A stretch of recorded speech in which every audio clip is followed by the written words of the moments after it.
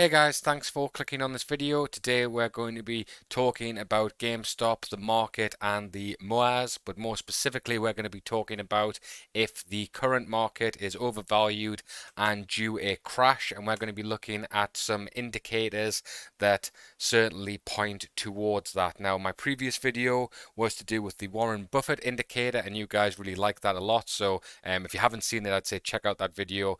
I'll leave a link or a card. I'm not really sure how this works, but I'll send you to that video if you want to watch it. But if not, we've got another indicator here, and it is the S&P mean reversion indicator to discuss whether or not the market is overvalued or not.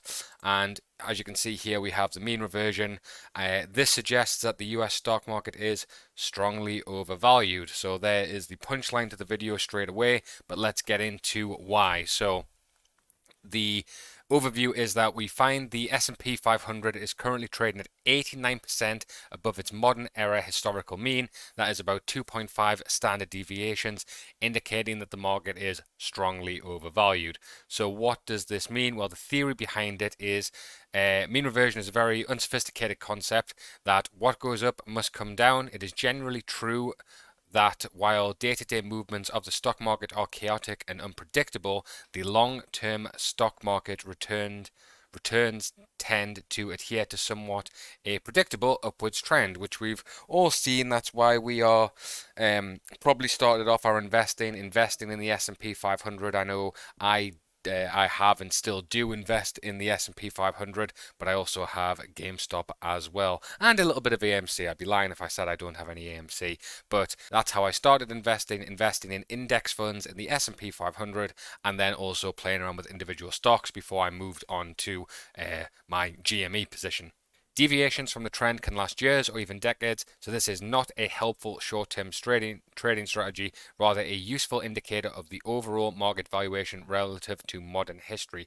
So S&P 500, we use S&P 500 daily close data available from Yahoo Finance back to 1950. This is not inflation adjusted, so we can index it to current dollars using CPI data from the US Bureau of Labor Statistics. We could just as easily use other broad market indices, Russell 2000, Wilshire 5000, to get a very similar result. We choose the S&P because we've already used the Wilshire 5000 in the Buffett indicator analysis. And since there is such a high level indicator, we're using the S&P as a more narrow and proxy of the overall market valuation.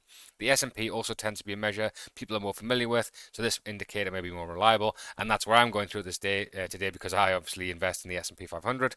This data is shown below alongside an exponential regression line showing the trend. So here is figure 1.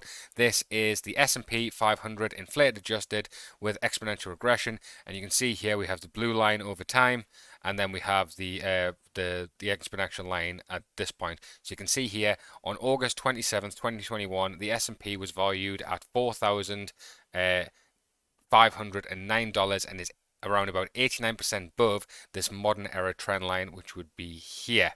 You can see different points in time where we have crashes where it's been below the tech bubble, which was a massive shoot up above it. You can see here this is quite a bit above. Even 2008 was definitely above it. But you look at these crashes here, this part was very low below it, so that would have been a great buying time. But you can see here that we are now well above the line.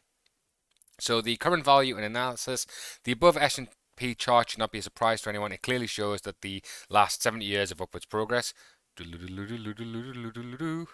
was terrible, but I'll keep it in. The exponential regression shows that the approximate 10% annual returns that investors have been accustomed to receiving in the modern era. Well, here's another one. If we just go to the S&P 500 right now, and I do use Google for this because I think Google is a very easy tool. You can see that just in the last year, the S&P 500 has actually gone up over 21%. So if it continued at this rate, we would be having one hell of a year.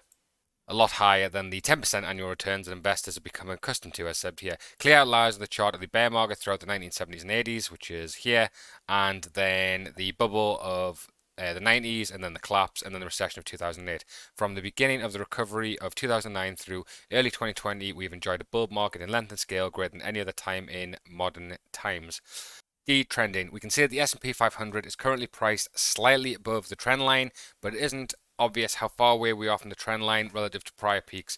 To see this more clearly, we remap the data relative trend seen below, including horizontal bands and indicating one standard deviation. So you can see here, this is the mean regression detrended with two standard deviations above and below, and you can see the mean regression.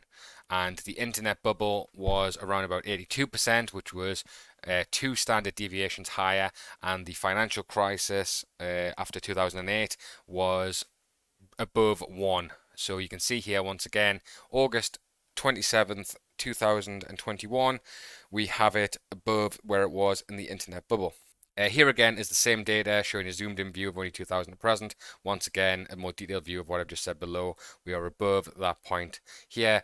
The internet bubble was previously the highest point, and now we are well above that. So if you look at the bottom of the corona crash, about on the about average on the trend line, so that would have been good buying opportunity for any investors like that. But you can see here that we are definitely in uncharted waters once again, and with what's happening with GameStop and what we're seeing in terms of the speculation on the coming crashes, we've definitely due something very, very big, a MOAS, if you will, but let's not get into that right now.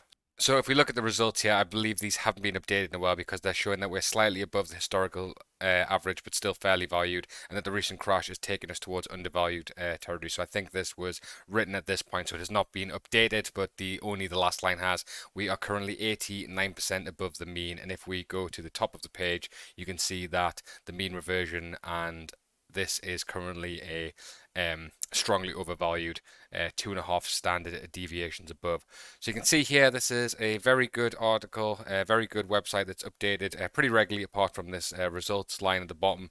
But you can see here that if we look in the grand scheme of the market since the 1950s, we are in unprecedented levels and definitely due a big move. And that would be without all of the shenanigans that have been involved around GameStop and AMC, and what we've seen with Citadel, the hedge funds, the massive corruption, which has been going on for a very, very long time, but is definitely being brought to a forefront now with the GameStop saga. So yeah, I'll be going through this website and other things. This is the current market valuation. The website I will leave down below. There are definitely a few models here. If this video does well, I'll be talking about the P ratio model in the next video, because I think that is a very interesting one and just shows the different ways that the market is overvalued from just a sort of outside perspective, outside of GameStop, outside of the hedge funds, outside of what we are seeing and what we understand. And this is at a much different level from investors who don't even care or know about what's happening with GameStop. So if the signs are pointing to overvalued markets on that side, and this is completely ignoring the deep corruption that we are seeing, then it shows that something big is on the horizon. And August and September and October have always been good months for market crashes in the past. Right, guys, I just want to say thank you all for watching. Give a like on the video, and I will catch you guys next time.